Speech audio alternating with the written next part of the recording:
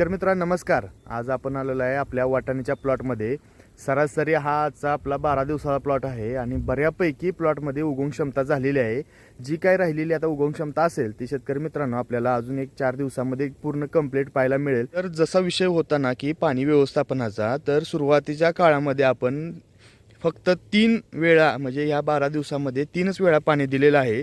तेही देत असताना रानाची भूक बघून त्याची वापसा कंडिशन बघून 30 मिनिटं ते मॅक्झिमम 45 मिनिटं इथपर्यंतच पाणी दिलेलं आहे। कारण हे पीक असं आहे की जोपर्यंत उगवून येत नाही तोपर्यंत जर एक्सेस पाणी झालं तर ह्याची जे खालचं बियाणं आहे ते तिथं जमिनीतच त्याचा कंद कुजून जातोय आणि ते उगवतच नाही।